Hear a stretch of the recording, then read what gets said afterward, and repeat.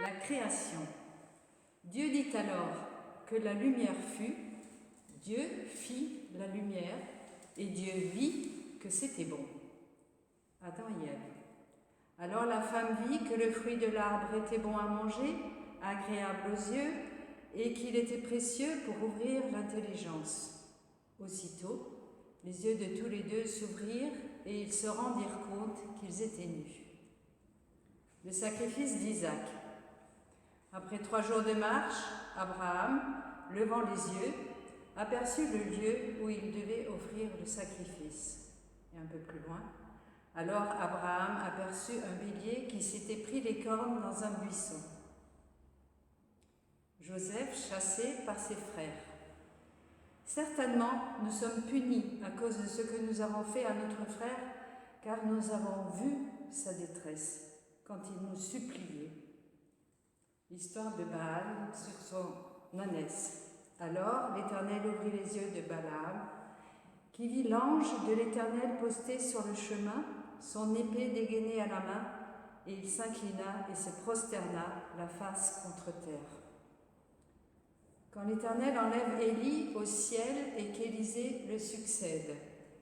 Élie, que voudrais-tu que je fasse pour toi? Demande-le-moi avant que je sois enlevé loin de toi. Élisée, j'aimerais recevoir une double part de ton esprit. Élie, si tu me vois, pendant que je serai enlevé auprès de toi, cela te sera accordé. Élie fut entraîné au ciel dans un tourbillon de vent. À cette vue, Élisée s'écria « Mon père, puis il le perdit de vue.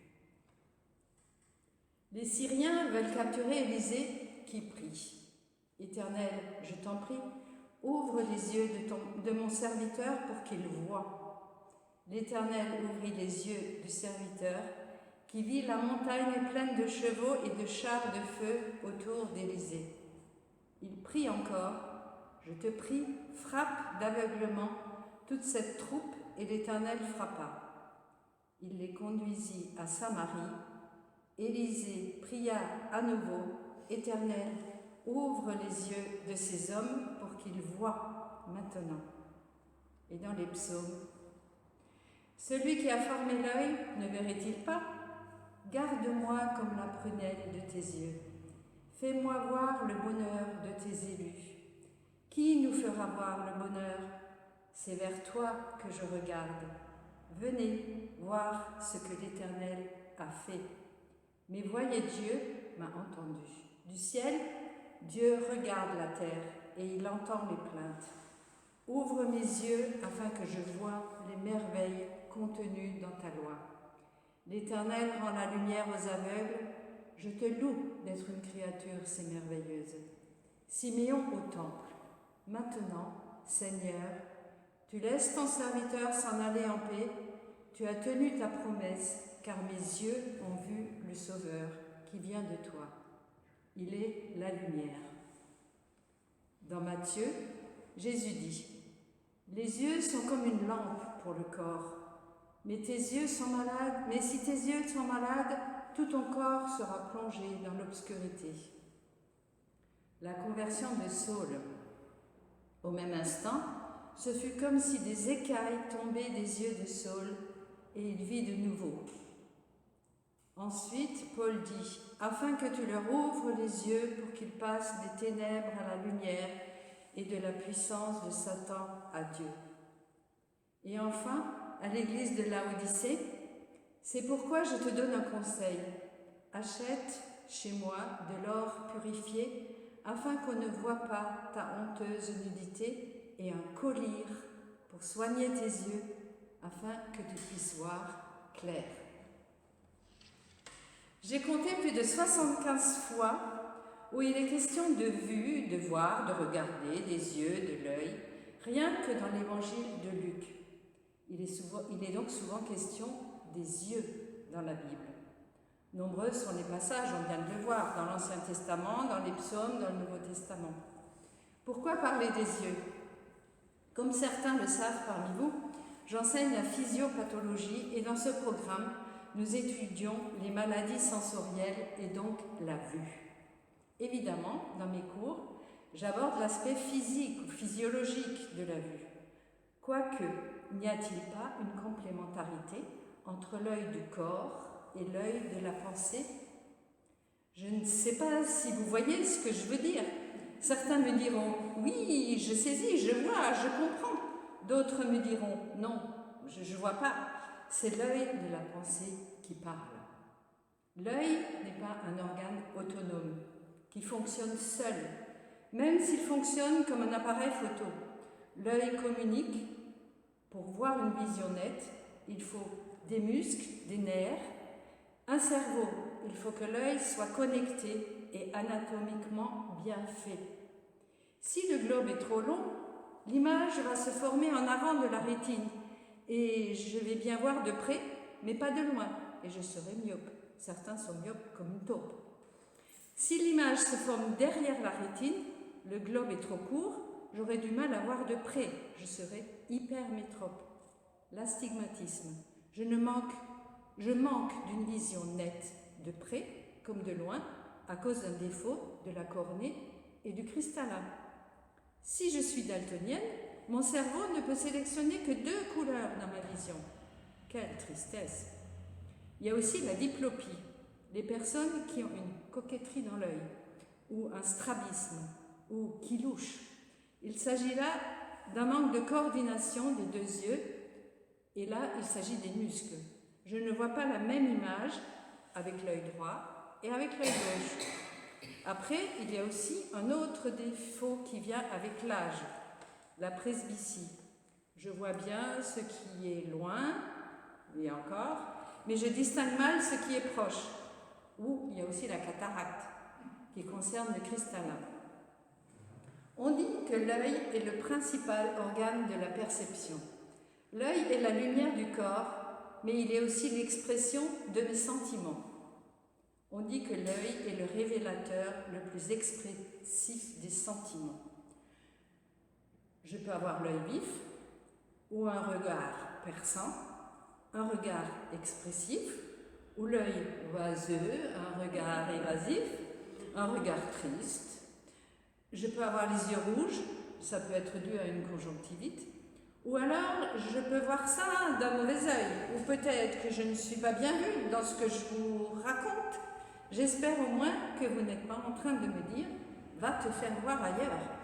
Et je n'ai pas envie d'avoir un œil au beurre noir en sortant, mais pitié, ne prenez pas tout ce que je vous dis, chat en poche ou argent comptant. Mais j'espère cependant que vous voyez tout ce que je vous raconte d'un bon œil. De grâce, au moins, ayez un regard compatissant. Bravo.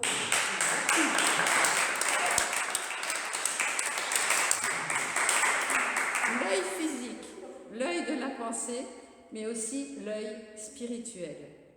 Et ce n'est pas étonnant que Jésus utilise si souvent cet organe qui sont dans les yeux pour nous faire comprendre ce qu'est le royaume de Dieu. Si Jésus a si souvent parlé de la vue, c'est qu'il est venu accomplir les prophéties. Il est venu pour donner conscience aux hommes de leur cécité morale et spirituelle et pour les guérir. Alors, je voudrais qu'on se penche un peu sur le passage dans l'évangile de Marc au chapitre 8. Jésus et ses disciples arrivèrent à Bethsaïda. On amena un aveugle et on supplia Jésus de le toucher. Il prit l'aveugle par la main et le conduisit hors du village. Puis il lui mouilla les yeux avec sa salive, lui imposa les mains et lui demanda « Est-ce que tu vois quelque chose ?»